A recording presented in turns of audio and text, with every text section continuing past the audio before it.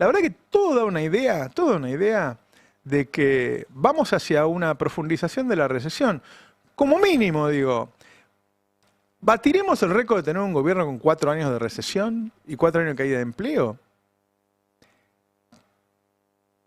No sé, la verdad que no sé. Siempre me llama la atención la foto esa de ese día electoral en que fue elegido en estas condiciones, ¿no?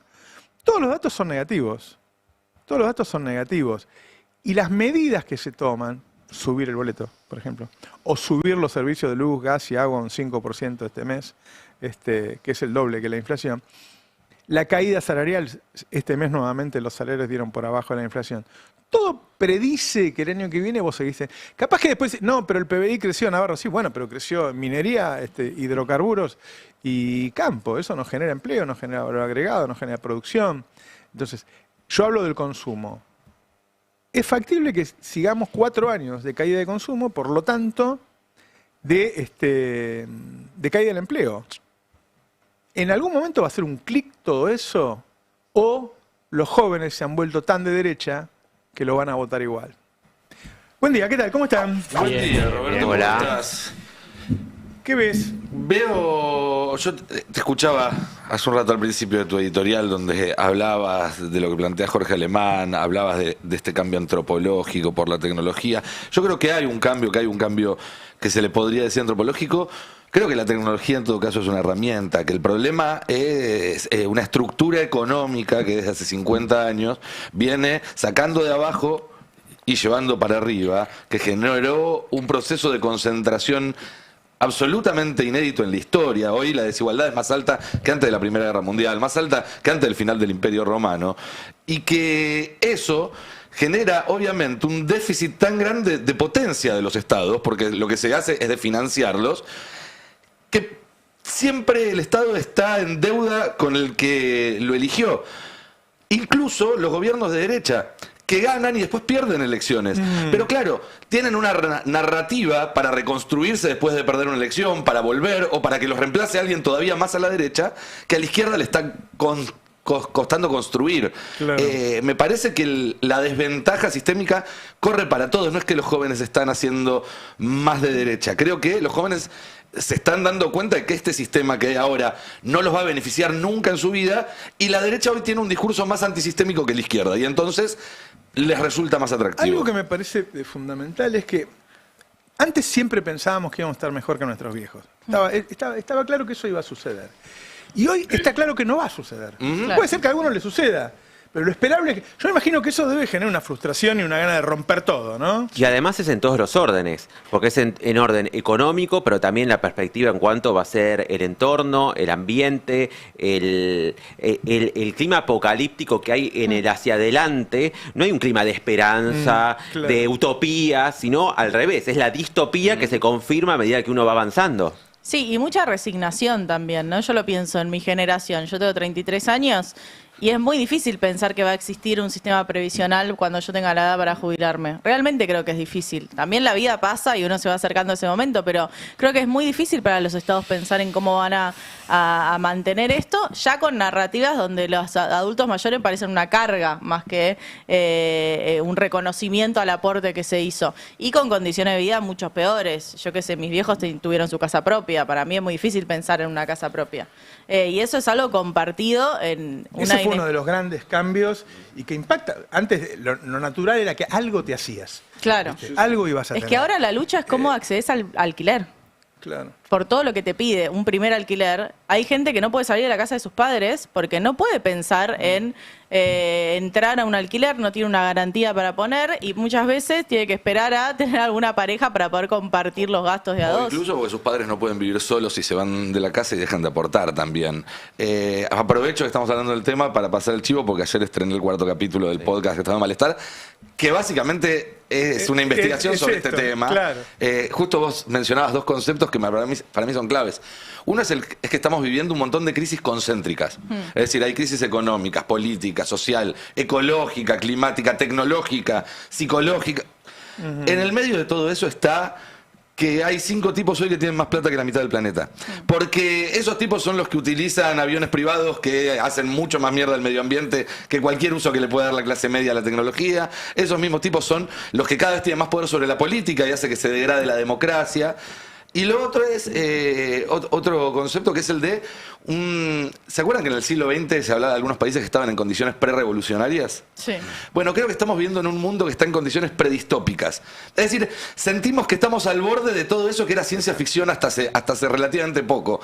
Y eso también genera una reacción y un terror que hace que se vaya a buscar soluciones que en otras épocas estaban absolutamente fuera del manual, ¿no? Hay como una sensación de un inminente colapso, de que algo va a pasar, que esto no puede seguir así. Y pasa acá en Argentina, pasa en Europa, pasa en Estados Unidos, independientemente de las condiciones materiales de cada país y las diferencias que tiene. Pero uno busca, bueno, Internet está lleno además de teorías conspirativas y demás que alimentan también esa percepción general. El tema es que es tan abrumador lo negativo del escenario, porque vos decís, es gente que tiene muchísimo más poder que estados nacionales. Entonces, ¿quién va a parar a esa gente?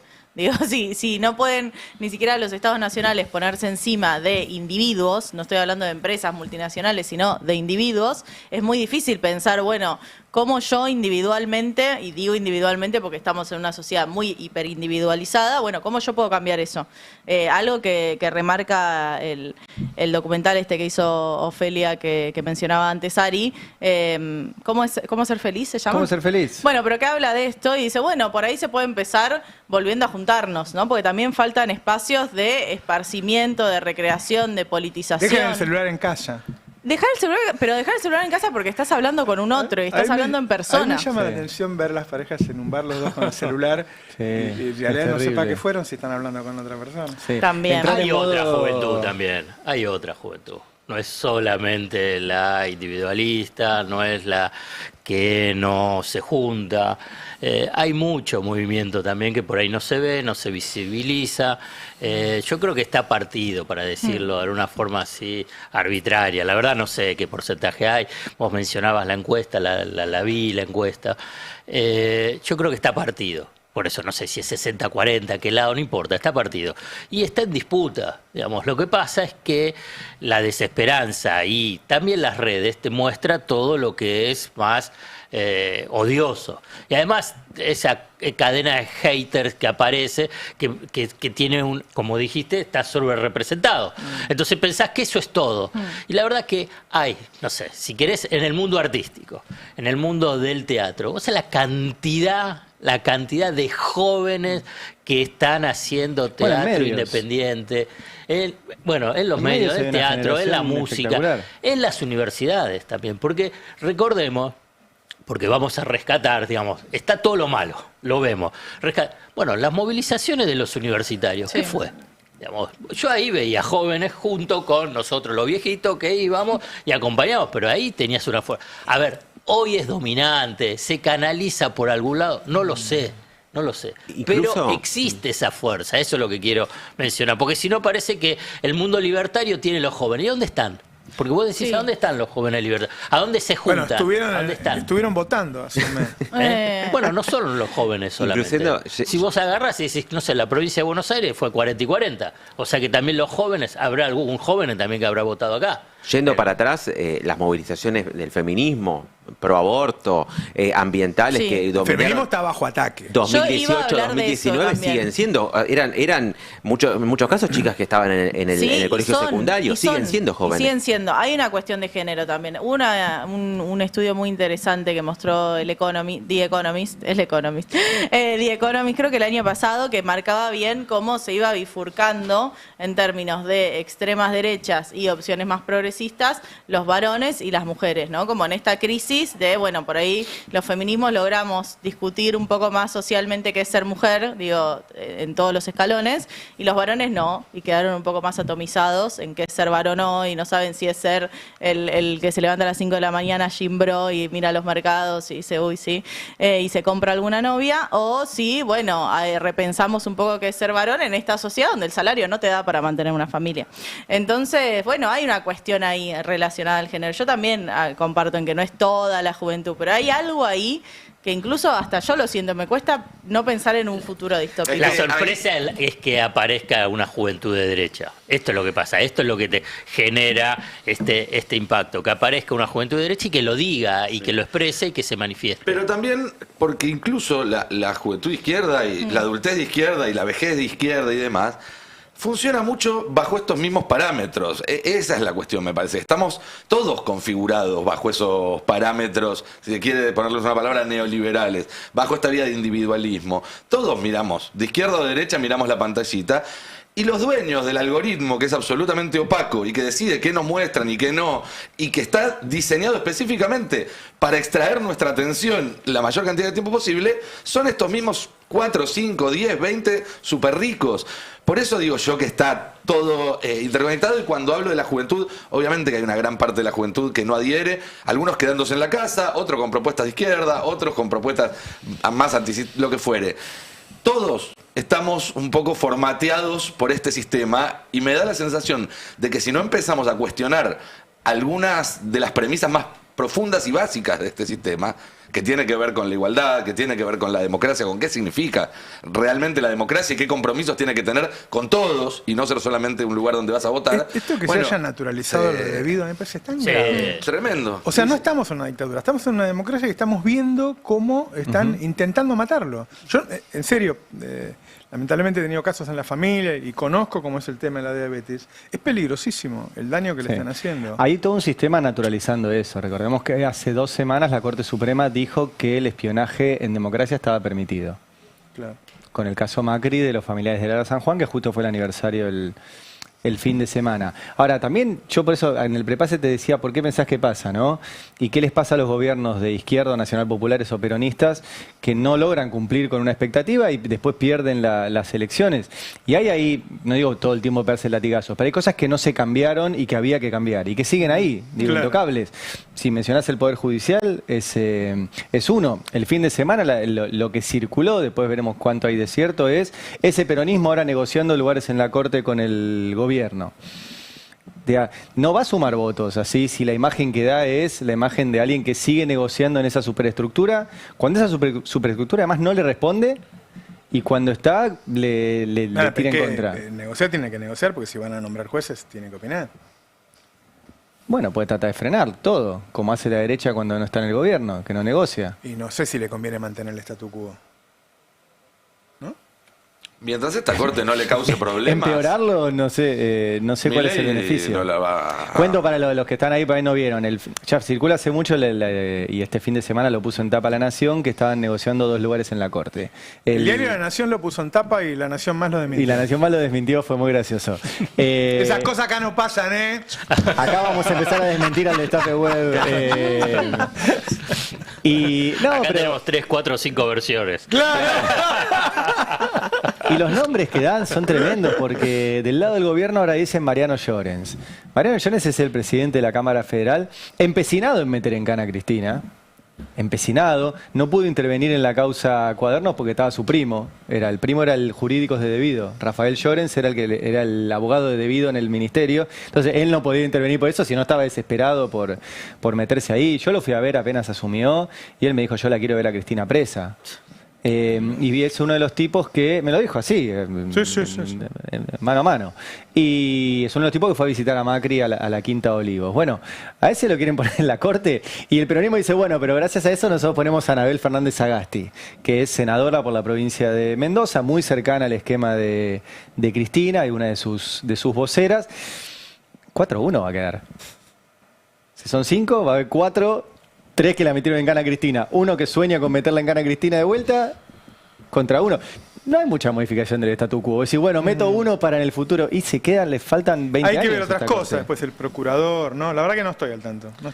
Del procurador, leí, el fin de semana que quieren a Borinsky. A Borinsky, el otro, el que iba 16 veces a Olivos. Bueno, es lo que hay que decir. Claro, yo pregunto, ¿hay gente buena dentro del Poder Judicial? Porque siempre los que nombrás son terribles. Hay un montón, es lo mismo que en medios. Vos decís, ¿los periodistas son Majul, Feynman, Viale? No, esos son gente que trabaja de otra cosa vestido de periodista. En el Poder Judicial pasa lo mismo. Los fiscales son Stornelli, los jueces son Jones. No, esos son mafiosos que trabajan de O sea, que se ponen el traje de fiscal y de juez. Claro. Está lleno de jueces y ¿Y fiscales eso es que porque hacen no su se laburo. muestran como una opción? Se muestran, lo hicieron en algún momento con Justicia Legítima, con Alejandra Gil Carbora Cabello. El laburo que hicieron para estigmatizar. Pero los volvieron locos. A otros los sacaron. Además hay una Este, cuestión estructural más allá de los nombres, porque ya desde hace muchos años, más de una década, en la Argentina y en otros lugares del mundo como Estados Unidos, la estrategia de la derecha para este tipo de nombramientos es cuando el que nombra de la izquierda nosotros no transigimos nada. A Obama no le dieron juez de la corte, a Cristina Claro. no le dieron juez de la corte, a Alberto no le dieron juez de la corte. En cambio, cuando gana la derecha, la izquierda negocia y dice, bueno, dame uno, quédate dos.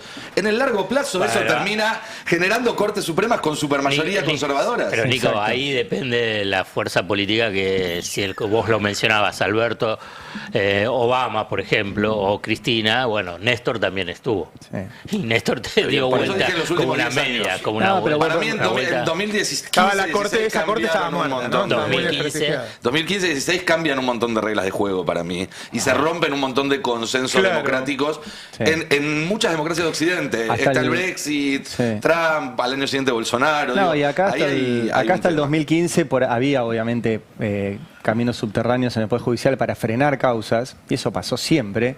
Lo que no había era utilización del Poder Judicial para meter en cana a opositores Claro. políticos. Ese fue, creo yo, el cambio en 2015 que lo operó Macri acá. Ahora, vuelvo a lo mismo, vos decís, hablábamos antes de la insatisfacción de los gobiernos, en este caso peronistas. El gobierno de Alberto pudo nombrar un procurador y no lo nombró. Ujú. Bueno, pero que no se pusieron de acuerdo con Cristina. Bueno, Claro. por lo que no lo nombró. Sí, sí, sí. Estuvo a 2 votos de hacer una reforma judicial y no consiguió 2 votos de 2 diputados cordobeses para no darles un puente o lo que sea. Estos los compran por moneda, los votos. Entonces, vos decís, ¿y por qué después de que gobiernen mal o bien pierden? Y tal vez porque no hacen las cosas. o Llorando sea, sobre la leche derramada. bueno, yo pienso en el futuro. Ari. Yo estoy mucho más optimista que todos. Estoy más en línea Zayat que en la línea de todos ustedes pesimistas. No, no, A ver. pesimista no. ¿Cuáles son los Preguntaba si había elementos? gente potable. Todos ustedes no están... tengo Pesimista no, línea. yo lo que digo que no importa si son más o menos así, lo que importa es cuando vayamos a votar, Sí. eso, que ahí se dé la diferencia. Yo soy muy optimista. En el caso de A mí me llama la atención que un joven sea de derecha. Lo llevo al psicoanalista. Eso lo decía Allende en el 73. Ser joven y no ser revolucionario es una contradicción hasta Y bueno, biológica, pero decía. Sí, pero pero ahí es lo una mencionó derecha Nico, la disruptiva. rebeldía la está canalizando Claro. la derecha, eso No, es lo que y pasa. también- El joven es rebelde. ¿Y sí? Y entonces Y- la y el canaliza de joven que esa vive en forma. situación tan insatisfactoria es mucho más rebelde. Pero es recontra. Milei decía, vamos a prender fuego el Banco Claro, Central. claro. Era Qué recontra mejor. disruptivo. Claro, hay una cuestión de las herramientas, porque vos, Nico, hablabas de la igualdad, y yo creo que muchos jóvenes profesan o quieren mayor igualdad, pero ahora creen que es de la mano del libre mercado.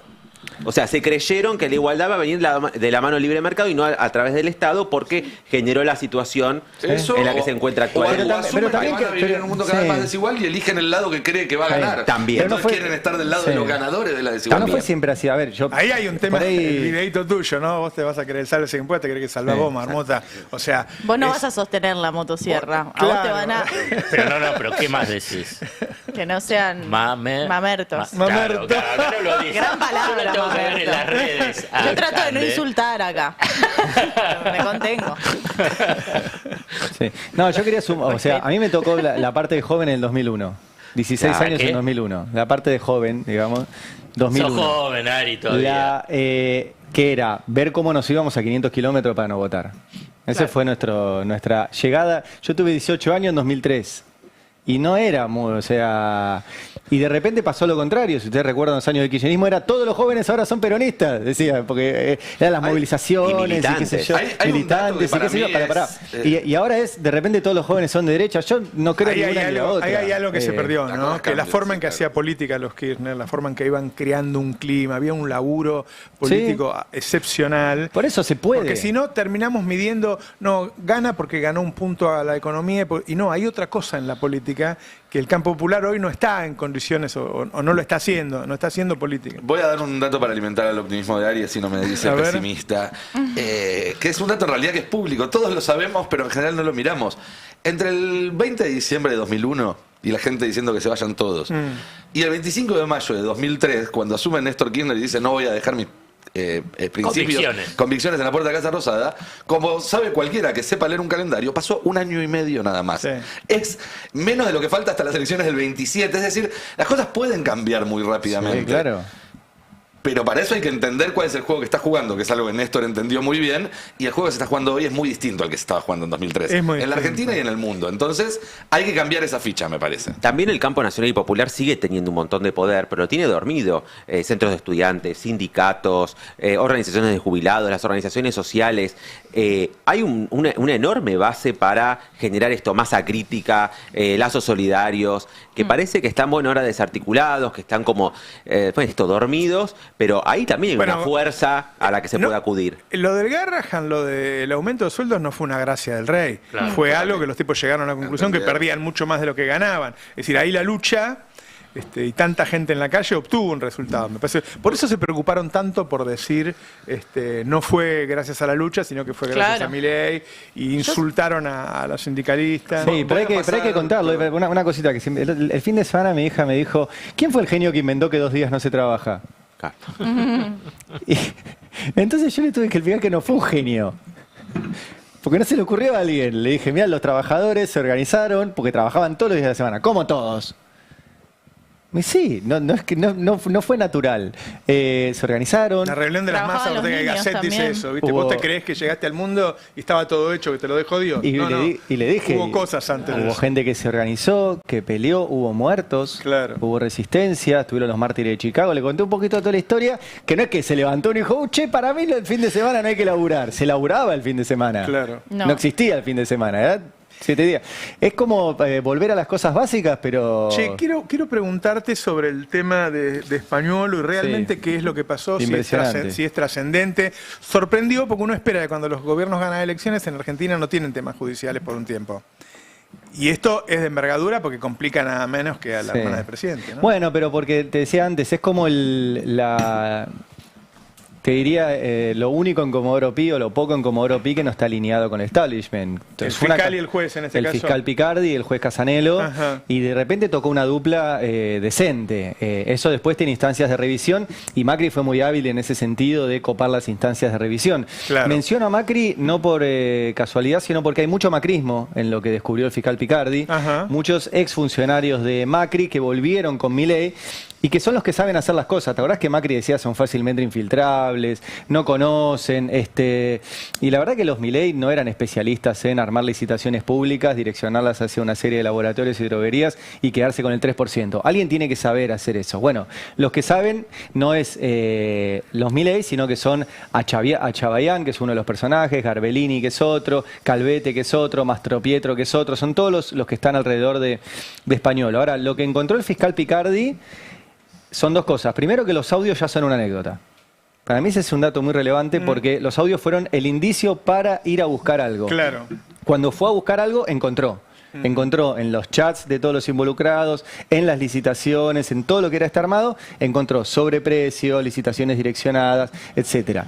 Lo otro que encontró... Involucra también a privados, ¿no? Algunos laboratorios importantes. Sí, porque hay una de las involucradas, por ejemplo, que tenía un doble laburo en Laboratorios Roche y como funcionaria pública, a la cual le daban una clave para ir direccionando. Digo, recordemos que todo esto era para robarle a las personas con discapacidad. Sí. A las personas con discapacidad y menos recursos, diría yo, porque hay gente que tiene discapacidad que no necesita ir a la agencia para que lo ayuden con un prestador o una pensión. Es decir, digo, un sector claramente débil de la sociedad era robado por la misma gente que daba la orden de ir quitando prestaciones para hacer un En ajuste. realidad los usaban para robar, porque esto lo había dicho el propio español, lo que bueno, era difícil robar la pensión porque la pensión es directa. Claro. Ahora, donde se roba es en los medicamentos, porque es indirecto, es vos le pagás a una droguería que la droguería se lo da.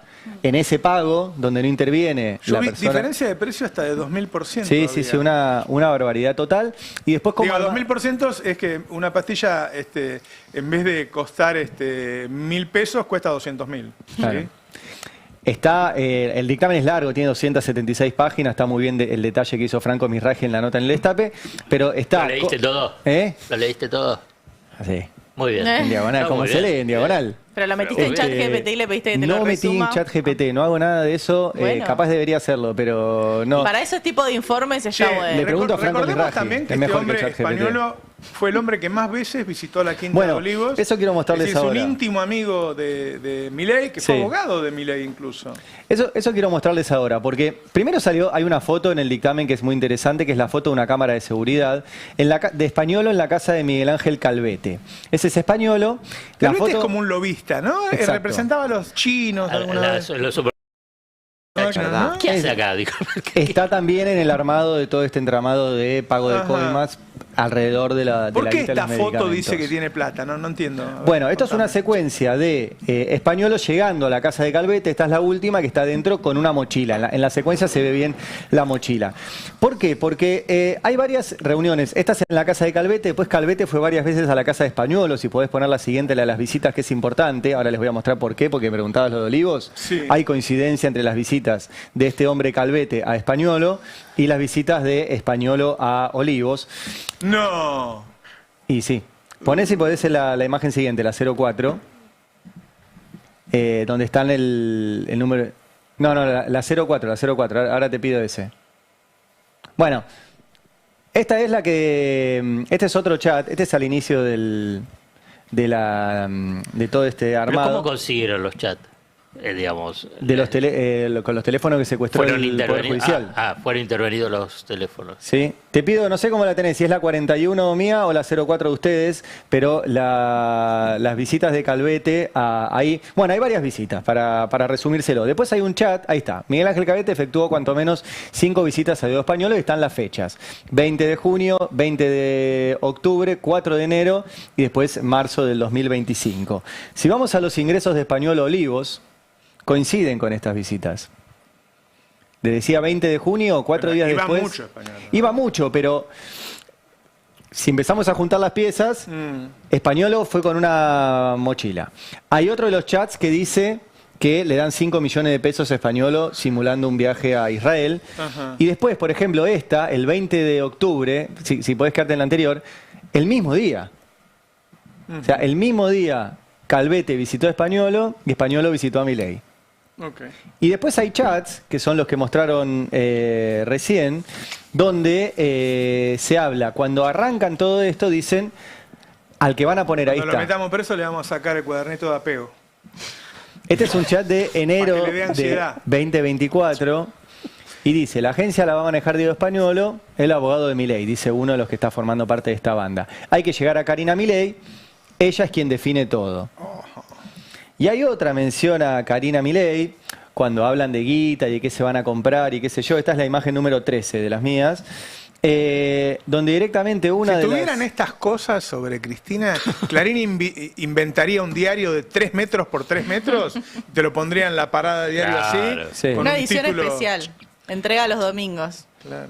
Y hay otro chat donde termina con esto, que uno Ah, le dice, dale que te compro algo lindo si sale, como una Lambo, una Lamborghini, una naranja, lo que quieras. Y una le contesta, no hace falta con el 3% Pero de esto es KM. posterior a está los perfecto. audios, ¿eh? Esto es posterior. O sea, Para puede kilómetro, ser una para iro- kilómetro es. Puede ser una ironía, quiero decir, ¿no? Y Es posterior a los audios. esto es posterior a los audios, sí. Esto es septiembre del público. 25. Después. ¿Ok? Al inicio 10 de decían hay que septiembre. llegar a Karina, esto efectivamente es posterior, es de septiembre. Pero los tipos hablaban en esos términos. Después hay varias cosas muy divertidas, que es por ejemplo la guita, que... La guita es divertida, Ari. Tenés razón. Muy divertida. Yo no la tengo, pero asumo que sí. Pero algo te divertís. algo.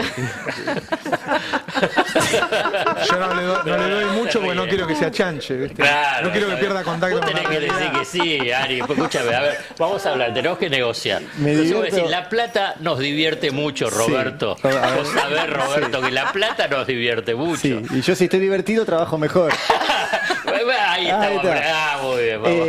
Y necesito Después una, empiezan a boludear. necesito una máquina de contar billetes como esa que estábamos mostrando que tenía Españolo. La respuesta que te da el abogado de español Sí, me parece que vamos la a- máquina de contar billetes Vamos a era? ponerlo. es para contar billetes antiguos que él colecciona. No. No es joda. Es buenísima. Poné si tenés el O sea que tape no de... sirve. No sirve, No sirve. cuenta No, con no billetes sirve. la máquina. No, porque además- cuando es viejo no te lo cuenta. Claro. Si uno no es lo puedo coleccionista, colecciona de ejemplares, no colecciona un Claro. fajo de billetes antiguos Claro. para contar. Bueno, fan de esta la fue, serie este F. fue... Nos cagamos de risa que salió en todos lados el video de este riéndose cuando lo dice. Es que me dio gracia. Ponelo porque se van a reír de vuelta. Este es el abogado de Españolo cuando le pregunto por qué tenía una máquina de contar billetes. ¿Y por qué Porque, tenía una máquina de contar vos plata dijiste- en la pero casa? ¿qué ¿Eso es? lo explicó? Sí, lo explicó, sí. Sí, ¿Cuál es él, la explicación de un director a él- ejecutivo de la Agencia Nacional de Discapacidad de tener una máquina de contar plata? A él le secuestran, y están en las actas de secuestro, 1000 billetes o no sé, una cantidad innumerable de billetes de 100 pesos, los que tienen la cara de Evita. Sí. Un montón de billetes de 200 pesos, lo de la ballena, y algunos yaguaretés, los de 500. Él siempre hizo eso desde chico, acumulaba ese tipo de billetes y monedas. Es un toque, una costumbre.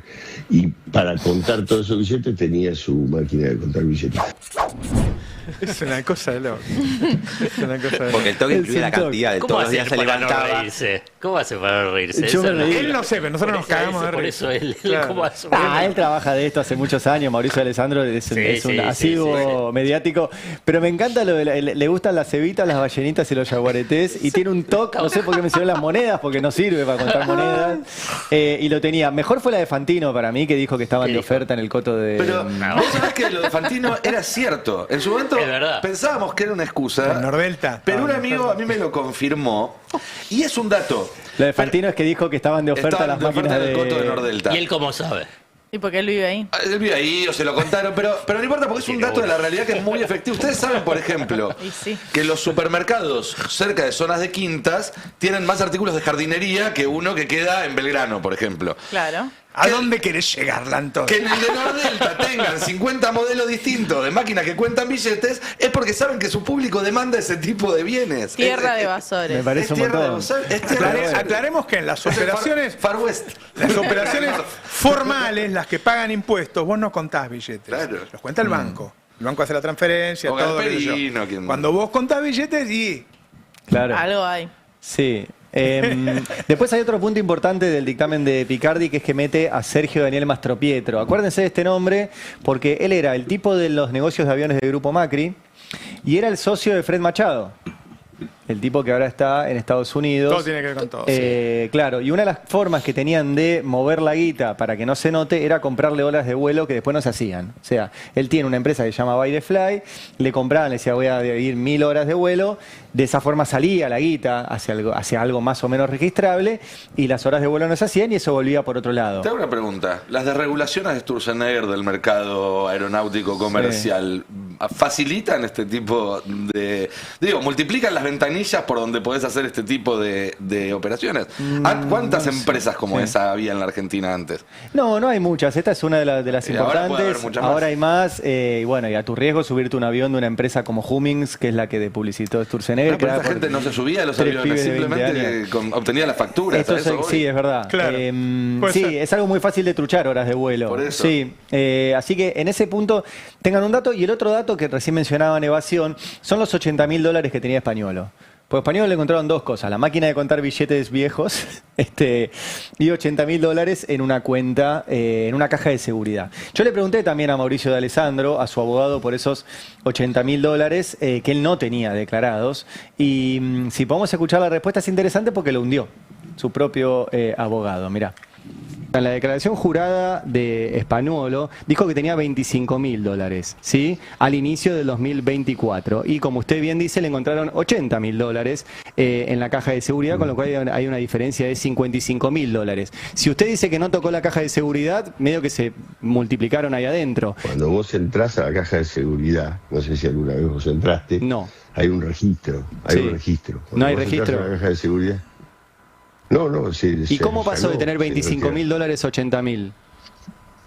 No tengo ni idea. No es para eso no me contrató. Me contrató por el tema de los audios y la causa No, me penal. imagino que lo Yo contrató no para soy que lo contador. defienda. Pero No, pero es que no soy contador, Giovanni. Yo te digo lo que él me dijo. Ok. Él me dijo. No, está bien, La me plata imagino. estaba declarada.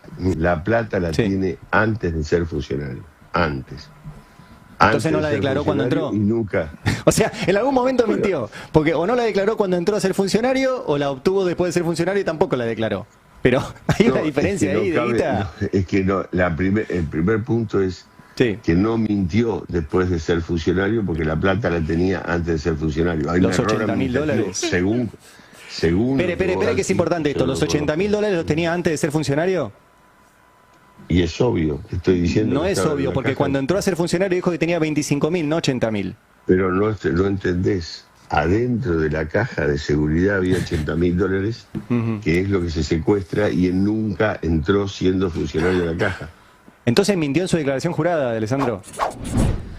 Bueno. Hincha pelota que sos, Tendría que haber dicho que le andaba mal la maquinita. ¿Cuántas veces? Tendría que haber dicho que le andaba mal la maquinita. Contó mal la maquinita, pues hay 55.000 dólares Pero de diferencia. No sé si avanza, pero yo simplemente leí el título. El fiscal pidió detenciones. Pidió detención Pero sobre eso- Españolo, no se la dieron. Ya hay una detención. Uno de los involucrados está detenido, Españolo no. El fiscal pidió que lo detenga al Español, el juez dijo que no. A varios. Sí. Hay varios detenidos. Y eso lo define el juez. Eso lo define el juez, claro. El fiscal pide la detención de Españolo, el juez Casanelo dijo que no, sí le prohibió la salida del país y le tragó un embargo y tiene que declarar el 19, que va a ser una fecha importante a ver qué dice Españolo. ¿Y quién está detenido? A Chabajian, no me Ah, el acuerdo. primero. El macrista, el mencionaste. macrista. El macrista. Ah, el que El macrista, mencionaste, claro. sí. Así es. Sé que así se peleó con Macri. Eh, Perdón que meto una no sé. postilla. El gobierno denunció al sindicalista Rodolfo Aguiar por Sí. amenaza del orden Porque Aguiar democrático. dijo que su trabajo era generar la crisis. Pero ¿y eso qué tiene? Que es generar crisis. Si vos haces marchas y qué sé yo, generás una crisis política, sí. ¿Qué tiene? ¿No vas a hacer marcha para ver si le molesta? Ah, pero este gobierno acusa de golpismo a todos los que se oponen desde el primer día. Claro. No es novedoso. En todo caso, la novedad es que cada vez utilizan más herramientas. Claro. Pero recordemos lo que fue la represión cuando se aprobó la ley de bases en Senado. El Sí. presidente diciendo hay un golpe de Estado en marcha, la policía deteniendo a más de 30 personas. Estaba la Jonathan jueza Viale teniendo la poniendo mano. los nombres y las caras de 20 chicos adolescentes diciendo que eran golpistas. Todos en sus Tras casas eso. hoy, pero se comieron algunos un mes de garrón es. en la cárcel. Así El es. miércoles, de hecho, le iniciaron una causa al padre Paco también. También. O sea, no solamente lo reprimieron, sino que por ¿Serio? primera vez le iniciaron una causa. ¿Y sí. cuál es la causa? O sea, ¿qué disturbios? Ahora, Es tirar piedras. resistencia a la Bueno, por eso, autoridad. ahí tenés la diferencia de lo y que algo más. preguntaban antes Claro. de los jueces y los fiscales. El fiscal Picardi hizo este trabajo a riesgo, además, porque esto que vos decías, acaba de ganar la elección, el gobierno está absolutamente Claro, empoderado, podría claro. decir no encontré nada. Stornelli, que sigue siendo fiscal, fue el que dijo que en la marcha contra la ley bases las personas que se manifestaban eran terroristas. Sí, sí. Que Y habían esto- puesto en riesgo el Sí, sí, gobierno. sí. Y tienen el mismo trabajo Picardi y Stornelli, pero no trabajan de lo mismo. Y ojo, porque llamar terrorista a la oposición política en un contexto en el cual Estados Unidos está a Claro. punto de intervenir en Venezuela usando la misma excusa, Claro. no es ligero. No, es ligero para nada. No es joda lo que están haciendo, no es joda. Ayer Marco Rubio, después si quieren podemos ampliarlo un poco, pero le puso básicamente a Maduro la misma etiqueta que tenía Osama Bin Laden. Declaró al cartel de los soles, que es esta organización supuesta, porque ni siquiera existe, organización terrorista extranjera. Es la misma que tiene ISIS, que tiene Al Qaeda, que tiene Hamas. Qué Con lo loco, cual ¿no? básicamente está diciendo vamos a ir a hacer a Venezuela lo mismo que hicimos en Medio Oriente. Y ese es un problema para toda la región. Si no, Claro. pregúntenle, pues esto empezó en 2003 en Irak y 20 años más tarde todavía no se pudo solucionar. Y todo esto sin la reforma del Código Penal, que es el que Claro. está en agenda en extraordinarias, Claro. para profundizar ese camino, Pero para con que la sea ley aún más antimafia- fácil. Pero con la ley antimafias aprobada por el Congreso, incluso con votos peronistas, con el nuevo estatuto de la CIDE, con el nuevo estatuto de la Policía Federal, todo un ordenamiento jurídico para transformar la oposición política en un delito grave. Che, bueno, a ver si entiendo bien el tema del acuerdo con Estados Unidos. Acá hubo dos notas, Alfredo Zayat y después Alfredo con el acuerdo y Lantos hablando de negocios privados. Me disgusta que siempre sospechas sobre las más altas autoridades del país. Te pido mil disculpas. Bueno, ok. No va a volver a pasar hasta que termine Alfredo. Vamos a empezar primero con unas declaraciones y que es una descripción de Augusto Costa, que es el ministro de Producción de la provincia de Buenos Aires, sobre el impacto de la industria del acuerdo macro de las relaciones comerciales de Estados Unidos con Argentina. Nosotros le estamos garantizando acceso preferencial a productos industriales, tecnológicos que van a poner en riesgo seriamente a gran parte de nuestra industria. Este acuerdo pega de lleno en la provincia de Buenos Aires y se suma a toda esta política de ajuste y de destrucción de empleo que venimos viendo y es muy preocupante. La política económica del gobierno en términos generales es de desindustrialización. La desindustrialización en la Argentina, hay un informe de Fundar en los últimos 50 años, es récord en el mundo. No, si uno ve la industria respecto al Producto Interno Bruto, en la Argentina hay un saldo negativo, bajó un 8%. Cuando hace comparación con cualquier otro país, tenés todos positivos, pero de 2 dígitos. Entonces vos tenés todo un proceso de desindustrialización con la dictadura, con los 90 el menemismo, con Macri y ahora con Milei. Lo que tiene Milei, la característica con respecto a los 3 anteriores, es la velocidad de destrucción de empresas. Números redondos con informes del CEPA, con base informativa de la Superintendencia de ART, casi 19.000 empresas que han cerrado. Gran parte de esas son industriales y del sector de la construcción, o sea, del entramado productivo. Y después la pérdida de empleos industriales, más o menos son 50.000 de un total de 280.000 empleos formales que se destruyeron. ¿Por qué hago este marco primero vinculado con el tema de la industria? Porque el acuerdo comercial con Estados Unidos apunta a poner como título un nuevo clavo en el ataúd de la industria argentina, porque permite el ingreso de productos industriales de Estados Unidos, que obviamente imposible de competir si no le pones ningún tipo de restricción. Vos ahí mencionabas que en el mejor de los casos tenés 12 elementos a favor de Estados Unidos y 4 de Argentina. Algunos calculan que la relación todavía es peor, 15-2. Sí. 15-2. Bueno, o sea que hay una definición de Juan Gabriel Tocatlián que me parece que lo describe una forma para mí brillante, que es la de la dependencia consentida. ¿Qué significa esto? Viste, vos tenés relaciones de dependencia con potencias que se da por razones geopolíticas, por razones que hacen que tuviste un conflicto bélico. Cuando es consentida es que el poder político y las élites, y aquí vamos a retomar lo que vos estás mencionando de Paolo Roca, avalan un acuerdo que define una relación de dependencia. Y entonces ahí aparece el interrogante vinculado con lo de Paolo Roca, que es la descripción más clara de esa dependencia consentida, y además obviamente de sus intereses, es qué es lo que hace el mundo industrial, qué hace la Unión Industrial Argentina y el resto de las grandes empresas y pequeñas empresas que en realidad a veces son entregadas a cambio de algunos negocios que puedan tener en Vaca Muerta o en el sector de la minería. En lugar de resistir, participan activamente y felices del velorio, mientras que están clavando un nuevo clavo sobre el ataúd. Cuando ahí menciona Paolo Roca respecto al crecimiento exponencial, porque ahí sí hay un crecimiento exponencial, por ahí eso puede saberlo Milei mejor, que así es un crecimiento exponencial, no los que inventa él. Claro. O sea, un auténtico crecimiento como pedo de buzo, ¿me estás queriendo decir? De importaciones. De importaciones. De heladeras y lavarropas, es porque Techin es proveedor de las chapas para la producción de la línea blanca.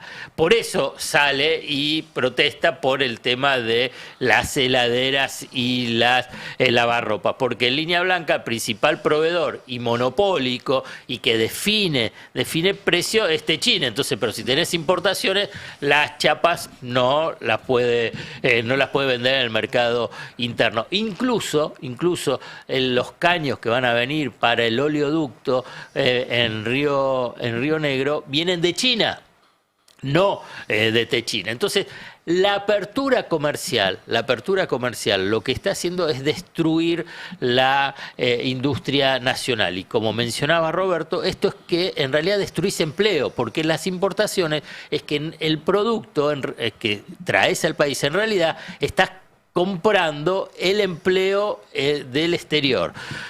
El marco con Estados Unidos, que es una cosa también impresionante, la verdad, tuvo un nivel de humillación para lo que algunos todavía mencionamos como soberanía, una palabra.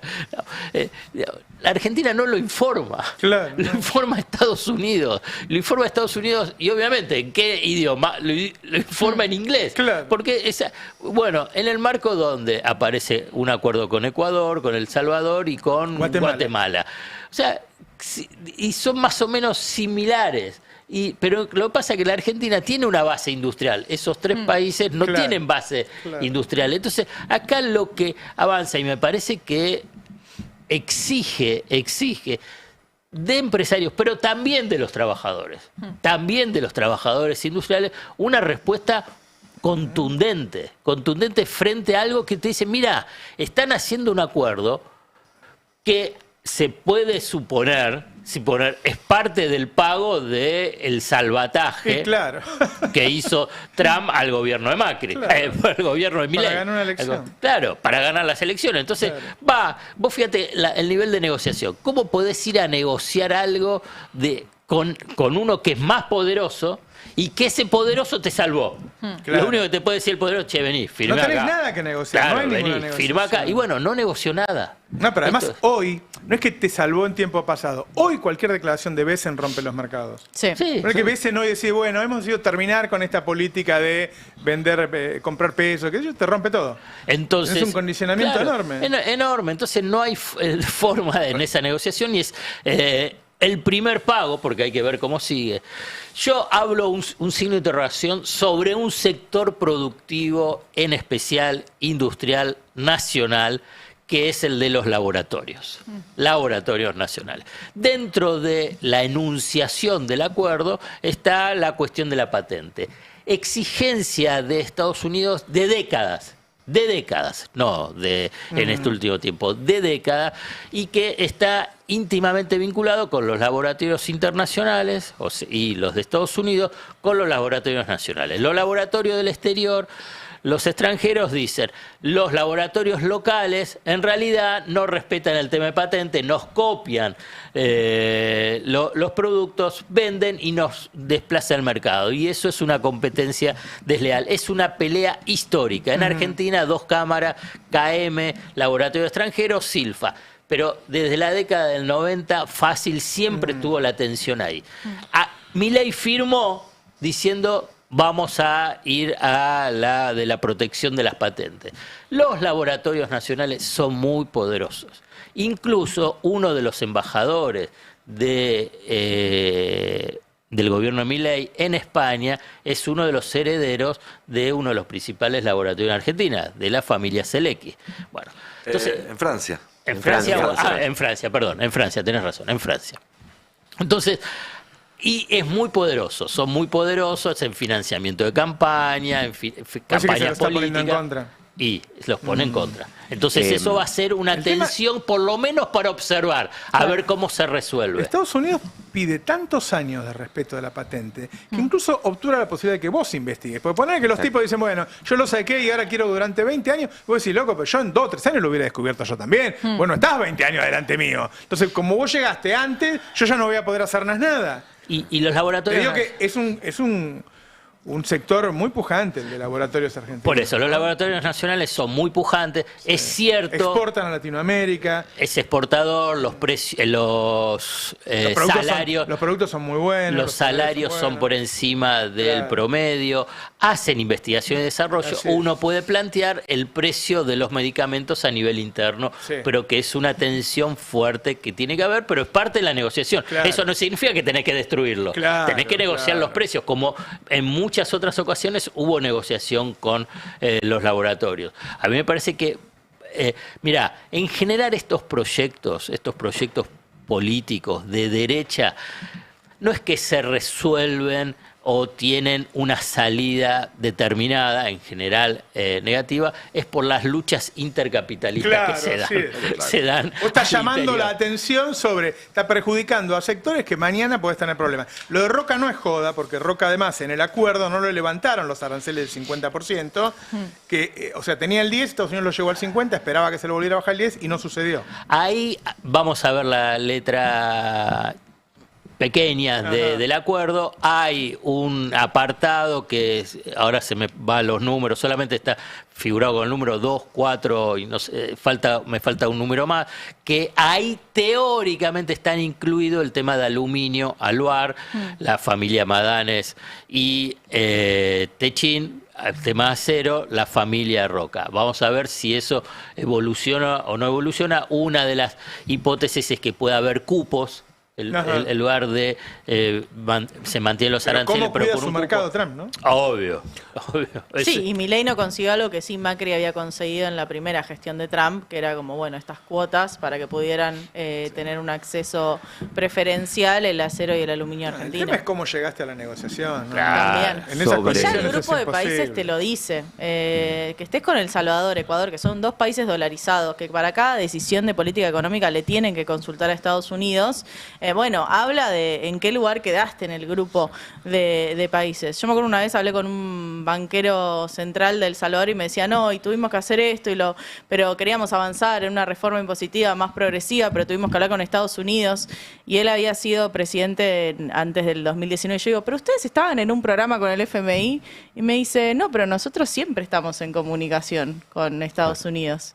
Y yo dije como, claro, el Caribe es otra cosa. El Caribe efectivamente funcionó y funciona Sí, como el patio trasero de Estados Unidos y la dependencia es directa. Sobre las patentes y los diques que había en el gobierno de Milei, los lobistas norteamericanos en la previa al acuerdo ya mencionaban al embajador de Francia y al canciller Berten como dos personas que se resistían a ceder en este punto. Bueno, uno ya está fuera del gobierno. Yo una vez he viajado bastante por el Centroamérica y me pasó que fui a un hotel en Panamá donde desde luego se habla en castellano y no había nadie que hablara en castellano. Claro.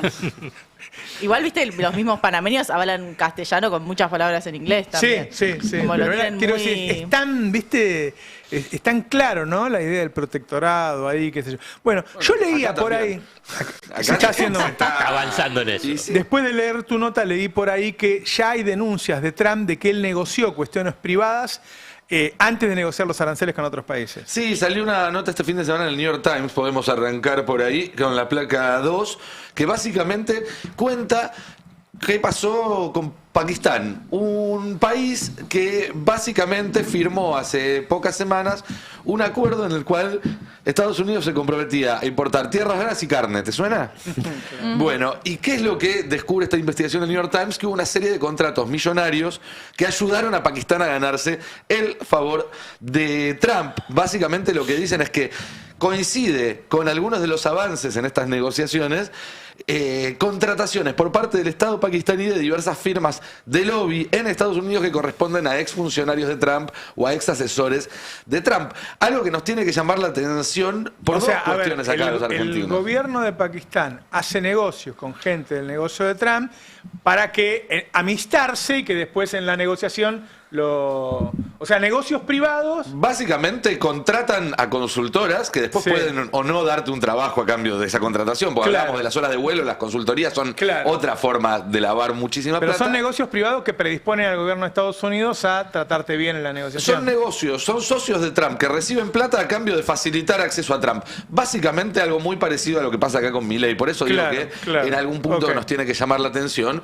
También nos tiene que llamar la atención porque ya sabemos en la Argentina un caso parecido, que es el de la CIDE pagándole a Tactic para que sea lobista del Estado argentino ante Washington, Claro. por una suma mucho menor que lo que se menciona en la nota del New York Times, que habla de millones de dólares, pero por lo menos se sabe que es un modus operandi que se conoce.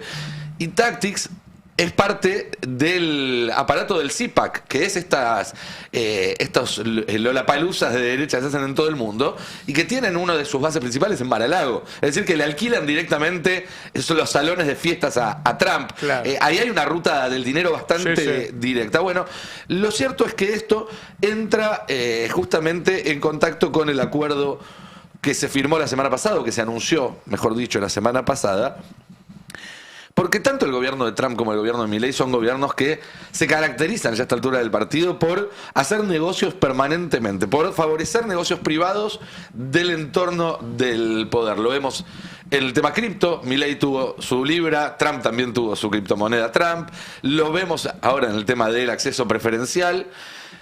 Y obviamente en todos estos acuerdos que se firman hay intereses propios. Lo vimos con Bessent, que vimos que rescató a la Argentina para subir el valor de los bonos de su propio socio Robert Citrón. Pero antes de meternos en el caso puntual de este acuerdo, una aclaración, porque muchas veces se cree que cuando uno hace foco en la corrupción, eso corre la parte política o de las consecuencias políticas, y la verdad es que está muy atado. Pero además, estamos acá hablando de corrupción en la punta de la pirámide. Estamos hablando de gente que tiene miles de millones de dólares y que están en el 0,00001%. Entonces, cuando un intendente es corrupto, eso puede afectar su intendencia, ¿no? Si cobra para hacer unas cloacas y no las hace, se inunda. Entonces afecta a la intendencia, ni la provincia ni la nación, la intendencia. Cuando un gobernador es corrupto, afecta el ámbito de su provincia. Cuando un presidente es corrupto... Cuando los dueños del mundo hacen estos actos de corrupción, lo que hacen es redibujar el mundo en función de sus propios intereses y muchas veces sin fijarse cuáles son las consecuencias que tienen. Digo esto porque están estos actos de corrupción atados al acuerdo con Argentina, pero también atados a lo que hablábamos hace un rato de Venezuela. Está todo muy, muy ligado. Ahora, ¿cuál es el acto de corrupción puntual que aparece en este caso? Voy a presentarles a Howard Lutnick. Así le conocemos la cara, además, porque a veces no le conocimos la cara hasta después de que nos cagó. Está bueno ir conociéndole la cara a tiempo. Está en la placa número 1. Howard Lutnick es actualmente el secretario de Comercio de Donald Trump. Es el hombre atrás de la guerra de tarifas, se lo reconoce como el ideólogo atrás de la guerra de tarifas. Muy proteccionista. Muy proteccionista ahora, pero que al igual que Bessent, viene de Wall Street. Él era un hombre de Wall Street, era la cabeza de un fondo que se llama Cantor Fitzgerald, muy grande, que es el fondo de su familia, básicamente, a diferencia de BlackRock y demás. Este es el fondo de la familia Lutnick, que tiene Cantor Fitzgerald, entre sus múltiples inversiones, una muy particular y una alianza muy particular con una empresa que se llama Tether. Tether es probablemente la empresa más grande del mundo cripto. La empresa privada, vieron que el mundo cripto es muy descentralizado. Tether es una empresa enorme. ¿Por qué? Porque da un servicio, da la principal stablecoin, moneda estable, que son criptomonedas que valen 1 a 1 con el dólar. Ellos garantizan que siempre va a ir pegado el valor de Tether al dólar, y eso básicamente sirve como un dólar para todo lo que sea en negro, porque no tiene ningún tipo de control, pero vos sabés que estás transfiriendo una moneda que no se va a caer mañana, que no tiene grandes fluctuaciones. La sociedad entre Tether y Cantor Fitzgerald es muy, muy estrecha, porque no solamente el fondo de inversión del secretario de Comercio es dueño del 5% de Tether, sino que Cantor Fitzgerald es el que custodia y maneja la cartera de bonos que tiene Tether para respaldar ese 1 a 1, que es un montón de plata. En abril, Tether, que es una empresa cripto que nunca hizo una inversión en el mundo real, compra el 70% de Adecoagro, una de las empresas agroindustriales más grandes de la Argentina. Y uno dirá, ¿por qué una empresa cripto? Ellos dicen, bueno, porque con la energía se puede minar Bitcoin. Hay otras formas más baratas de hacerlo, no comprando el 70% de un monstruo agroindustrial. Esto fue en abril, 600 palos por el 70% de Adecoagro. Cuando se firmó la semana pasada el acuerdo, un montón de notas, tanto en Argentina como en Estados Unidos, dijeron que este acuerdo se estaba negociando desde hace 7 meses. Abril. O sea, cuando empezó Lutnick a escribir la letra chica de este acuerdo, una empresa muy vinculada a la fortuna de su familia compra uno de los grandes monstruos agroindustriales, que se va a ver muy beneficiado por la letra chica de este acuerdo, porque si bien este acuerdo a los productores argentinos no les va a hacer ningún favor, a una gran empresa que pueda importar maquinaria de Estados Unidos mucho más barata, por ejemplo, o que pueda ocupar buena parte del cupo de venta de carne, puede ser un negocio muy, pero muy interesante. El negocio del señor Lutnick. Pero no es lo único. Tether y Cantor Fitzgerald están muy asociadas también con Satellogic, una empresa de satélites argentina que brinda servicios al ejército norteamericano, a la CIA y demás. muy asociadas en el sentido de Satellogic, cuando empezó a cotizar en Nasdaq, en la bolsa de Nueva York, lo hizo en asociación con Cantor Fitzgerald. Les abrieron la puerta de ese mercado. ¿Quién es el director de Satellogic? Emiliano Kargieman, que es la cara visible de Sur Energy, que es esta empresa fantasma que aparece atrás de la supuesta inversión de $25.000 millones de OpenAI para hacer data centers en Patagonia, que ya sabemos que es casi todo humo. Bueno, otro negocio armado a medida. Claro. Así como el rescate, ahora sabemos que es el rescate de Besen para sus propios socios y su propia cartera de bonos. Todo parece indicar que este acuerdo, además de ser parte de un esquema geopolítico para la región y todo, Hay negocios. es un negociado del tipo que escribió la letra chica y que fue escribiéndola al mismo tiempo que hacía inversiones que sabía que iban a tener un retorno inmenso una vez que esto entrara en vigencia. Bueno, ahí viste la gente cuando vos llenás los gobiernos de empresarios y dice, no, está bien, porque son gente exitosa. Y que sabe. No se dan cuenta. ¿Te acordás cómo se llamaba el de Shell? Aranguren, que el tipo era socio y era el ministro, una cosa. Ministro de Energía. De energía, claro. Impresionante. Bueno, siguiendo con esa línea, se conoció también que Suiza logró una baja de aranceles de Trump después de que la comitiva le regaló Rolex y varios otros obsequios. Sí. Es como una muestra Sin duda. mayor en profundidad de lo que puede pasar en Argentina. Es interesante eso, igual, porque hoy a la mañana comparábamos el framework, marco para el acuerdo, y el de Suiza tiene por lo menos el doble de extensión y usa siempre las palabras nosotros nos comprometemos, o sea, Estados Unidos y Suiza se comprometen, y el nuestro dice Argentina se compromete a. O sea, ahí ves los dos tipos de documento y decís, claro, puede haber otro tipo de negociación que esta dominación total. Es que uno de los argumentos este fin de semana que se decían los libertarios en las redes era, bueno, obviamente se beneficia más el país que accede a un mercado de 300 millones que el que accede a un mercado de 45 millones. Sí. El tema es que el acceso no es simétrico. Claro. Estados Unidos accede a nuestro mercado, pero nosotros no accedemos de la misma forma al mercado Ni de siquiera ellos. en condiciones normales hubiera sido conveniente porque no son complementarios. Exacto. Pero en estas condiciones... Me habló un poquito de empleo. Sí, veamos un poco dónde se da esta discusión o en qué Argentina. Salieron los datos de empleo de agosto de 2025. En la placa 1 tenemos estos datos en un mapa que me parece bastante notorio. Este es el de caídas de unidades productivas, o sea, básicamente empresas, fábricas que hayan cerrado. Y lo que se ve en este mapa del Instituto Argentina Grande es, bueno, primero que casi todo el mapa está en rojo, en distintas graduaciones de rojo. Hay solo una provincia que aparece en verde, que es Neuquén, y que aparece con un 7, ¿no? O sea, tampoco es un número que compensa la caída de 5.208 unidades productivas que se cayeron en la provincia de Buenos Aires, más de 3.000 en Córdoba, más de 2.100 en Santa Fe, y esas tres componen el número más grande de caída en estas unidades productivas, haciendo sentido a que obviamente las primeras empresas, fábricas que cerraron son las relacionadas al mercado interno, tienen que ver con esos cordones industriales propios del centro del país, pero es una realidad que se ve fuerte a lo largo y a lo ancho de la Argentina. En el siguiente mapa, en la placa 2, vemos consecuentemente, Son productivas, no son kioscos. No, son unidades productivas. Digo, el concepto es una locura el número de casi 20.000, es una locura. Es una locura el número de las unidades productivas y obviamente en consecuencia si cierra una unidad productiva, cierra una empresa y hay trabajadores sin empleo, ¿no? Se avanza en los despidos y ahí aparece el mapa de pérdidas de puestos de trabajo, provincia de Buenos Aires con más de 44.000 puestos de trabajo. Estamos hablando de trabajo registrado, privado, que se perdió desde noviembre de 2023 hasta agosto de 2025, los últimos datos disponibles. Más de 10.000 puestos de trabajo perdidos en Santa Fe y más de 8.800 en Córdoba. Las únicas provincias en verde, de nuevo Neuquén y Mendoza, muy relacionado a economías extractivistas, muy relacionados a puestos de trabajo, ya sea de minería o propio en Neuquén de vaca muerta, pero el resto del país aparece bastante en rojo y llama la atención Santa Cruz, ¿no? Con más de 9.000 puestos de trabajo perdido. Tiene que ver con una relocalización también dentro de la industria del petróleo, de los hidrocarburíferos, bueno, todo concentrándose en vaca muerta y saliendo de los pozos más viejos. Santa Cruz, una histórica provincia que se dedicó justamente a la extracción de petróleo y donde perdió el gobierno. Ahí hay que decirlo que tuvo digamos, su correlato político, algo que no se ve en el resto de las provincias, ¿no? Vos decís Córdoba. Y bueno, se perdieron más de 8.800 puestos de trabajo.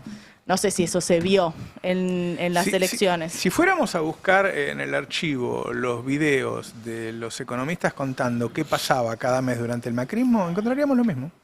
Claro. Y si fuéramos a los 90 encontraríamos lo mismo. Exacto. Sí. Sería una buena forma de narración de qué pasa con los gobiernos de derecha. Cierra empresa, pérdida de empleo. Cierra empresa, pérdida de empleo. Hay algo característico de este gobierno que por ahí sale un poco de eso que se vio en los 90 y durante el macrismo, que es la inversión extranjera directa.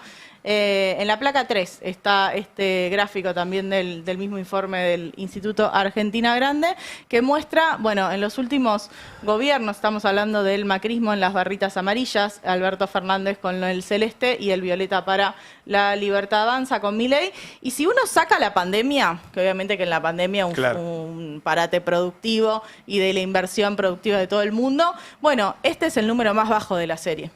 O sea, incluso comparando con fuerte caída a los 2 años, ¿no? 24-23 y 25-24. Exacto. O sea, y recordemos que el gobierno aprobó el RIGI, o sea, aprobó un régimen de incentivo a las grandes inversiones con un capítulo especial para la minería, para los hidrocarburíferos, y aún así estamos en niveles récord en caída de esta inversión extranjera directa. O sea, que hay algo que desde afuera se lee que esto o no es sostenible o no parece tener las condiciones para decir que ese capital, que estamos hablando de capital de trabajo, como fue el caso de Petronas, hablábamos más temprano. Este es el ingreso bruto, no debe ser el neto.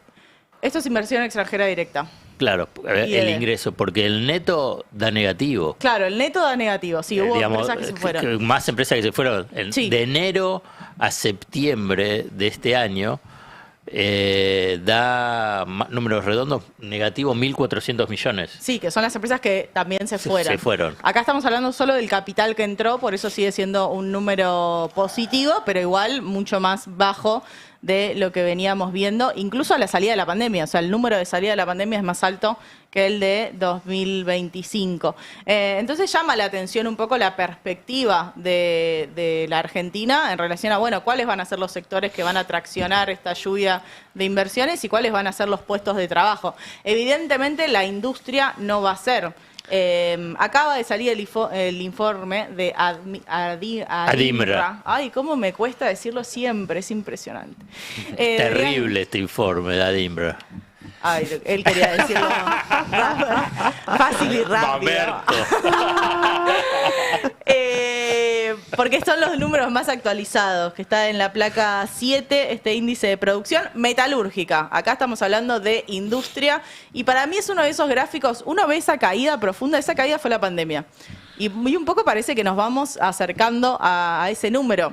Antes de entrar al aire lo veíamos con Sayati y decíamos, bueno, ¿dónde está el 100? El 100 está en 2015, o sea, el 2015 parece una... El 2015 es 100 para muchas cosas. Sí. Y es algo que nunca se volvió a tocar, ese 100. Desde 2015 para acá, obviamente cae abruptamente en la pandemia, pero de nuevo volvemos a una caída del 4,6% cuando comparamos con octubre del 2024. Una realidad que obviamente no solo duele, porque es como la potencia industrial o lo que se va perdiendo cada vez más difícil de reconstruir, sino también por los puestos de trabajo registrados con paritarias que se van perdiendo en ese camino. Hay un dato de ahí de los que acabas de repasar, Cande, que me parece casi con mirada de editor periodístico, ¿no? Que es, hay menos inversión extranjera ahora que con Massa, Alberto, la sequía y la mar en coche. Claro. Sí. Y la verdad es que eso desarma absolutamente todo el relato de Milei. Es un bombardeo de profundidad a la línea de flotación del relato de Milei. Había más dólares extranjeros confiando en la Argentina, con 200% de inflación, Massa, Alberto, el comunismo y todo lo que ellos dicen, que ahora. No, sin duda. Bueno, porque no hay mercado interno, ¿no? Y un cepo más fuerte también. No hay mercado interno. Bueno, hablemos un poquito de... ¿Es cierto que Burri va a ir armada al Senado y los va a matar a todos? No, armada no, pero sí está muy empoderada, no solamente después del muy buen resultado electoral que tuvo en la ciudad de Buenos Aires, sino como jefa política que va a ser de La Libertad Avanza y la articuladora directa con la Casa Blanca también, pero con la Casa Rosada en particular, en este caso, y una reunión que fue casi de traspaso de mando, la que se dio el viernes entre Villarroel y Bullrich. Le porque... regaló un vino, ¿no? ¿Cómo? Le regaló un vino. Le regaló un vino y la Bullrich. Constitución. Y una Constitución. Parte del mensaje también que le emitió Villarroel a Bullrich, es decir, yo no voy a ser un estorbo, pero tampoco creen que se puede hacer tanto desde este lugar. Tampoco es que se puede doblegar tanto la oposición desde este lugar o boicotear a los planes que vayan a tener, en este caso, si llegan a unirse, que es lo que pasó durante el último año. Ahora, el objetivo que tiene Bullrich en estas semanas es, ya la semana pasada encolumnó todo el bloque de La Libertad Avanza, hoy Poltroni anunció que vuelve a sumarse al bloque de La Libertad Avanza en el Senado de la Nación, después de todas las críticas que había tenido, sobre todo por el tema al hijo. Bullrich lo que necesita, lo que está buscando de acá al 10 de diciembre es poder reunir una mayoría que supere naturalmente las fronteras del propio bloque de La Libertad Avanza. Ya sea armando un interbloque como juntando a todo el antiquillerismo, es decir, que son todos los que no están en el bloque de Unión por la Patria, o incluso algunos que por ahora están en el bloque de Unión por la Patria también. Sobre todo la principal zanahoria que tiene, por lo menos por ahora, es el reparto de las comisiones. Claro. Volver a transformar a la fuerza mayoritaria, que es en el Senado, que es el peronismo, en minoritaria, uniendo a todo el antiquillerismo o el antiperonismo, que fue lo que hizo Villarroel en diciembre de 2023, claro, dejando el peronismo en minoría. En esa tarea ya va a arrancar esta semana, va a tener reuniones individuales con distintos senadores dialoguistas. Ya hubo algunas conversaciones previas. Primero esto, con la idea de un interbloque. Por ahora parece difícil. Todos quieren seguir manteniendo su identidad, no quieren sumarse a La Libertad Avanza, pero sí con mucha voluntad, por lo menos en los próximos 3-4 meses, de acompañar al oficialismo. Incluso en la reunión que tuvo con Villarroel se habló de más o menos 44 senadores que podrían llegar a estar dispuestos a acompañar distintas iniciativas. Es un montón. Es un montón. 44. 44. Con 36 alcanza. Hasta 44 es la cuenta que hicieron Bullrich y Villarroel en lo que va a ocurrir. Veamos, en este caso, algunas de las cuestiones que dijeron ambas. Empecemos con el 8, Patricia Bullrich, sobre la reunión que tuvo con Villarroel. Bueno, a ver, es una reunión en la que evidentemente las miradas respecto a cómo encarar el futuro son miradas que tienen una cierta diferencia. ¿En qué sentido? En el sentido que ella se coloca como vicepresidenta, presidenta de la Cámara de Senadores, pero sin de alguna manera tomar partido. En general los presidentes de las cámaras toman partido, como Martín Menem toma partido, como digamos, eso no quiere decir que tomar partido, uno toma partido porque ese cargo es en tanto somos gobierno. Entonces me parece que el objetivo que yo voy a buscar, conjuntamente con todo nuestro bloque, es que la vicepresidenta, sin violar el reglamento, porque no hace falta violarlo, porque nosotros tenemos que construir una mayoría, digamos, ayude a empujar los proyectos que el gobierno precisa para que la Argentina crezca cada vez más aproveche la oportunidad que tenemos, aproveche este voto popular que hemos tenido, que nos pone en una situación única, que nos ha permitido ahí está en definitiva lo que dice avanzar, Bullrich es lo que digamos, está tranquilizar la de economía. Bullrich, el doblez de esto que está diciendo es que bajo la mirada de Milei y de Karina, Villarroel lo que hace es boicotear al gobierno desde el Senado. Por pronto la trata de neutral, ¿no? Sí. Ahora, este miércoles va a haber también va a haber reunión de comisión de asuntos constitucionales donde se tratan los pliegos de los senadores ingresantes. Vamos a ver qué ocurre porque puede haber, el peronismo está buscando enturbiar la llegada de Lorena Villaverde, que tiene familia, que tiene un nexo familiar con Fred Machado y la causa en los Estados Unidos. La discriminan por narco, va. Pues sí, discrimina por narco. Sí, está bien, está bien. Por traficar diferente. Por comerciar distinto. Son 19 miembros en la comisión, están viendo si suman a Pablo Blanco y a otros senadores para llegar a 11 o 12 e impedir que asuma. Esto va a ser el 28, va a ser la jornada del 28 de noviembre, va a ser cuando asuman los nuevos senadores, es lo que se acordó también entre Bullrich y Villarruel. También vamos a ver la muñeca que tenga Bullrich, en este caso, para evitar eso este miércoles. Che, ¿se va a juntar con Trump para ver el sorteo del Mundial? Eso, ¿Quién? ¿no? Milei viaja a Estados Unidos para De participar nuevo. del sorteo. ¿Cuántas veces tuvo ya en Estados ¿Por qué no Unidos? se queda Va a ser la allá? número 15 o 16, perdí ya la cuenta. igual creo que es el más popular en términos de que yo creo que le va a caer bien a la gente que esté ahí. Depende cómo salga el sorteo. La búsqueda, Te esto es en toca diciembre, ¿no? Alemania, Italia Claro. y Francia. La primera semana de Zeta. diciembre. La búsqueda es que en ese mismo viaje se firme el acuerdo entre Argentina y Estados Unidos ya. Que le ponga el gancho. Sí, ambos presidentes. ¿Cómo no nos avivamos de negociar cosas antes del acuerdo, Lanto? Vos Bueno, cuando tenés un dato de eso, pasámelo. Claro. O antes de la... Vos te reís, Antes pero del sabés sorteo que- del Mundial. ¿Te acordás Hace que un hubo par un de embajador años. de Macri que lloró cuando hizo un acuerdo? Sí, Sí, Forí. Forí. Que hizo un acuerdo que todavía no se firmó. 5 años más tarde, 6 años más tarde, todavía no se firmó. Lloró. Con la Lloraba, Unión loco. Europea. Claro, Unión Europea, Mercosur. Sí, sí. Ustedes porque no valoran lo que hace la derecha. A Es veces verdad. eso es muy sesgado. Sí. O el otro que lo hizo borracho. Le vendimos limones. No, eso, claro. No, Foradori. Que Foradori. lo invitaron a la embajada de Inglaterra a cenar y le dieron unos Le vinos. dieron y después y le hicieron entregaban la firmar. Malvina. A mí me vino un En su presidencia se logró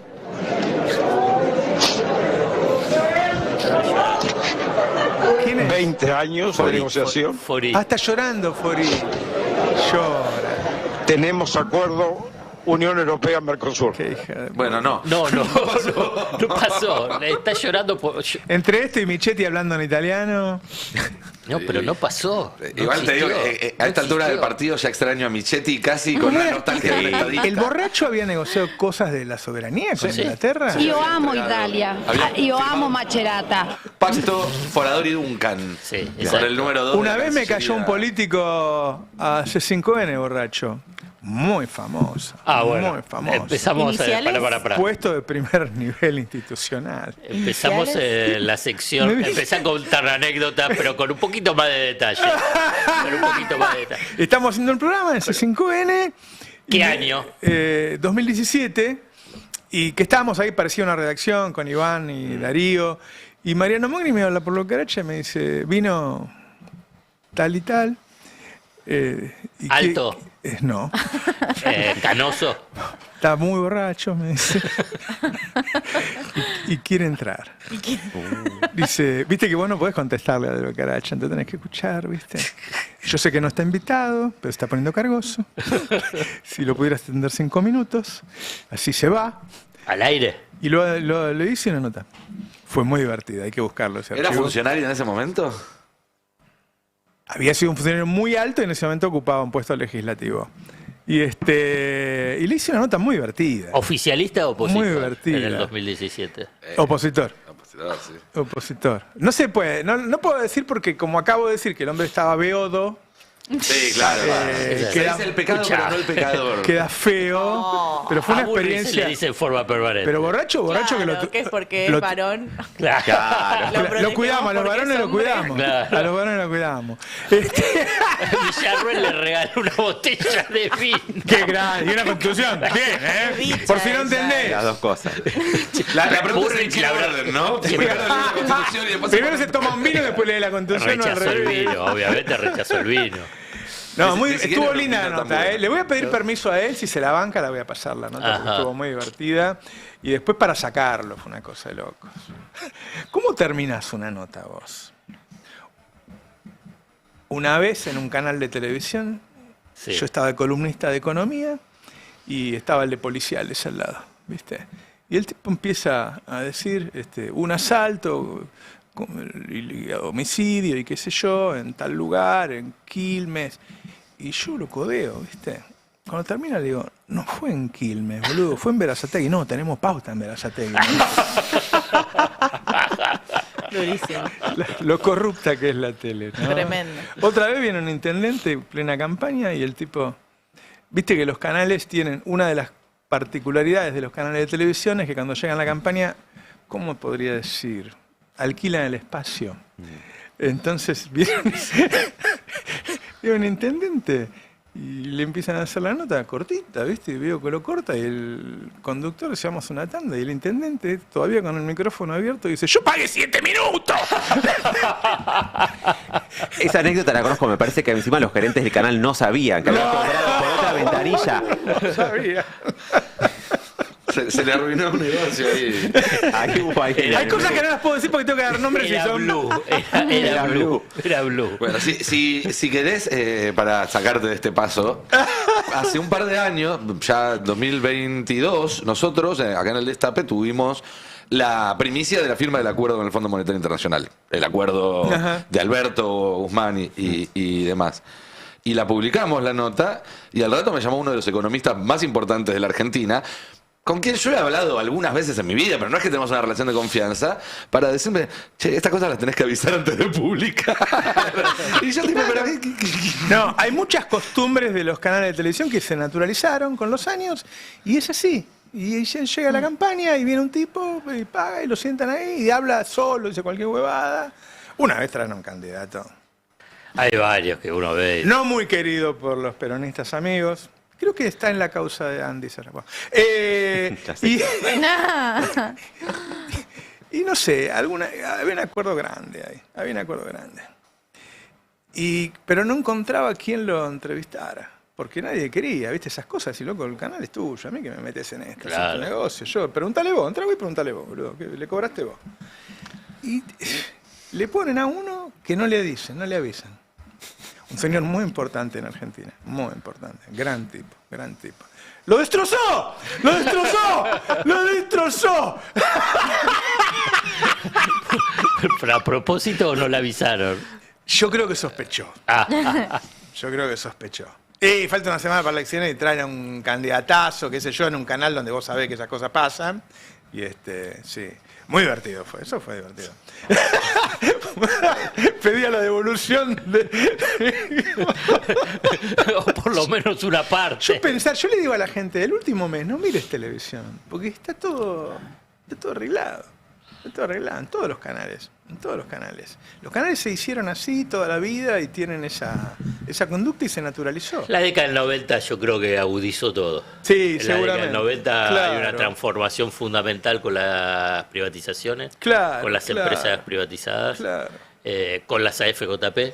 Y muchos funcionarios y voceros de los 90 que se transformaron en empresarios. En serio, esto de los... Hay periodistas en Argentina que son multimillonarios. Multimillonarios, que son periodistas, no son productores, no son empresarios, son periodistas y que tienen pisos de $2 millones y tienen, bueno, eso no existía. Eso nace en blanco con Neustar, donde el tipo se hace millonario, y después empiezan los sobres y aparecen esos tipos que la gente dice: no, a mí no me gusta el periodismo porque Majul no es periodista.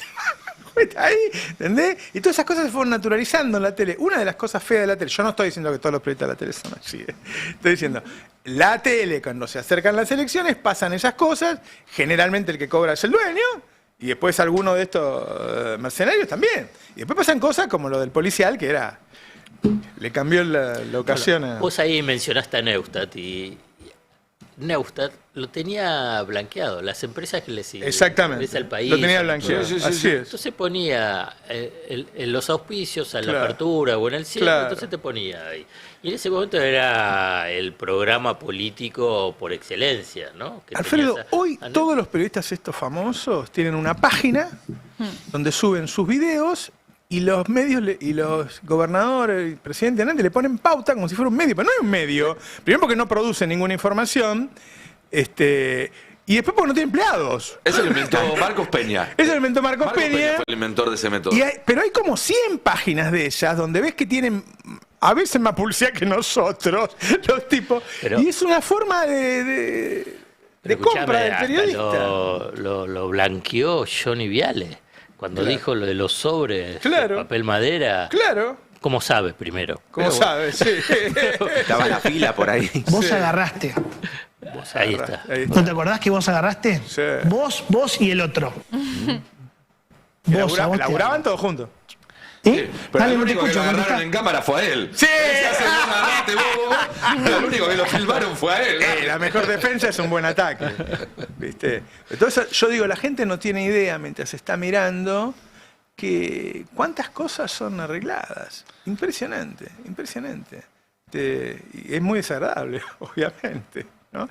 Y si vos no arreglás, están siempre jodiéndote, te ponen todo en contra y qué sé yo, ¿no? Pero lo del policial fue lo que más me resultó. Le encajó el crimen a otro intendente. Por el eso, tipo. sí. Se lo sacó al que tenía pauta y se lo dio al que no tenía pauta. Bueno, pasa mucho ahora cuando llueve que van algunas intendencias a buscar inundaciones, ya Claro. preventivamente los móviles, Claro. y a otras no. Sí, claro. Y todo eso forma opinión. Son tipos que están formando opinión. No nos olvidemos de todos los casos de inseguridad en la ciudad de Buenos Aires, que en el Zócalo te ponen terror en la provincia de Buenos Aires, terror en el conurbano, y están hablando media hora de un caso que sucede en Parque Patricios o en Lugano. O en Lugano. Sí, claro, sí, todo el tiempo lo hacen. Es muy impresionante, muy impresionante. No es que quiera, por favor, yo los quiero mucho, como dice el Babi. No, pero hay una cuestión, déjame retomar. Lo de la década del 90 hay un cambio, pero fundamental en los medios. Antes había exclusividad. Si vos ves Clarín, vos fíjate que algunas de las firmas tenían el copyright. Era pues solamente trabajaban en el diario, Claro. En su momento Joaquín Morales Solá, el Gordo Cardoso, hacía Claro. su programa, copyright exclusivo en el diario Claro. y trabajaba en el diario. Esto década del 80. En la década del 90, con las privatizaciones aparecen nuevos jugadores. Antes eran las empresas estatales y las empresas privadas vinculadas con mercado interno o exportación. Aparecen las empresas privatizadas. Y las empresas privatizadas necesitaban, obviamente, la convalidación Claro. de la sociedad frente a lo que era un negociado infernal. Primero en la compra. Claro. Primero en la compra de activos de todos nosotros, el Estado. Y después con el aumento de las tarifas. Entonces necesitaba la convalidación y por consiguiente la protección de los medios o Claro. construir sentido con respecto a qué bueno es que te tripliquen las tarifas. Y después con la CFJP. La CFJP es también la privatización del sistema previsional, donde entraron bancos, compañías de seguros, Claro. sociedades de bolsa. Había que legitimarlo eso. Claro, entonces, ¿cómo lo legitima? Ahí se empieza a corromper todo el sistema de medios. Todo el Claro. sistema de medios. Desde arriba para abajo y de abajo para arriba. y fíjate Claro, no, que- pero hoy en serio, yo una vez en C5N un periodista dijo, che, el lunes hacemos una fiesta para todos, y el tipo, el mejor restaurante de Buenos Aires, agarró, se fue con todos sus cocineros, todos sus mozos a la casa, ese día los lunes no habría, y hizo una fiesta para 50 personas, no sé cómo decirte, el mejor restaurante de Buenos Aires, 50 personas, y lo pagó todo uno. Y vos decís, pero era un periodista, no el empresario, no el dueño del canal. Vos decís, ¿cómo ganás ese dinero? ¿De dónde sacás ese dinero? Y lo ostentás, ¿no? Es decir, ¿viste?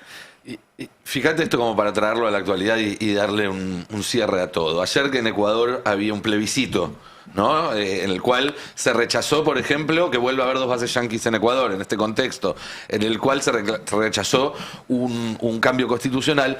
Uno de los puntos del plebiscito que proponía Noboa en nombre de Estados Unidos, porque todo ese plebiscito estaba dictado por Estados Unidos, era prohibir el financiamiento público de los partidos políticos. Que el único financiamiento que tuvieran fuera el de las empresas. el Claro, privado. impresionante, claro. Pero es que lo que están buscando, Claro. lo que están buscando es ir, lo que hicieron con los medios de comunicación en los 90, Claro. terminar de hacerlo con los partidos políticos. Van ahora. corrompiendo todo. Vos fíjate que ellos le dedican mucho tiempo, por ejemplo, a hablar de nosotros, de los streaming, le pegan siempre a Julia Mengolini, a Pedro Rosenblatt, a mí, porque es otro ámbito que ha creado el periodismo. Decir, bueno, nos fugamos ahí, nos fuimos a otro lado que podemos bancar nosotros porque es más barato, qué sé yo, y los tipos odian eso, porque bueno, ahí se les escapa la información, ahí no la pueden manejar. Con estos tipos, te imaginás, están alquilados, van cambiando. Además, no son relaciones nada más que políticas, relaciones con la embajada, Claro. relaciones con el establishment Claro, sí. empresarial, porque vos decís, ¿cómo era acá? No, es que la relación no es con el candidato. Esto Es con el sponsor. Claro, exactamente. Ahí también hay un Perdón, laburo. y sponsorear un periodista es mucho más barato que sponsorear una campaña, digamos. Claro. El que pone guita para una campaña presidencial, le Claro. sobra plata para tener Claro. 4, 5, 10 periodistas laburando para él. No, y también desde este lado pienso que siempre que se habla de corrupción se hace foco en la corrupción del lado del sector público y de dónde sale esa corrupción. Claro. La corrupción sale del sector privado y generalmente no vemos ni a los empresarios, ni al board, ni quién toma esa decisión y cómo es un modus operandi meter guita para corromper las estructuras públicas. Es un modus operandi. Por eso no estamos hablando de excepciones, en las elecciones se calienta un poquito más, sino de un modus operandi. Operan de esa manera. Sí. Y es clave lo que vos decís, lo del board. Cuando hablamos de corrupción privada, son cosas que se deciden en lo más alto de una empresa. No es que a alguien de tercera línea se le ocurre decir, voy a corromper, voy a sobornar, voy a gastar guita en esto. Es algo que se decide el CEO, el directorio. Y además hay responsabilidad política. Estamos en un proceso de profunda también concentración. En las últimas semanas ha habido mucha más concentración y ahora son 4 o 5 tipos los que manejan los principales canales, los principales medios. ¿Cómo no fue un escándalo cuando empezaron a aparecer todos los departamentos de la nata por todos lados hace poco tiempo? ¿Cómo? Tenía casas de $3,5 millones, un montón. ¿Cómo se hace eso? ¿Cómo se hace eso? No tiene ninguna explicación. Y se naturaliza, no pasa nada. Bueno, dejen de estirar, ya tenemos que votar. Quédense tranquilos que ustedes nunca les va a pasar. ¿Vas a hablar del ganador? Espero que no les guste tanto la plata. Quiero ver un gol. En la producción me dijeron que hay un gol. ¿Qué? ¿Hay un gol? Ahí está, mirá, ahí sobre la hora. Es el único equipo que juega este. Sí, siempre bueno, pero yo lo pido. Qué ahí golazo, está, sobre la hora. qué Ganamos tranquilidad. 1-0. Felicitaciones. Gracias. Muchas gracias por acompañarnos. Abrazo a todas. Chau, chau. La noticia no espera. Nosotros tampoco. El Destape 1070. Radio y punto.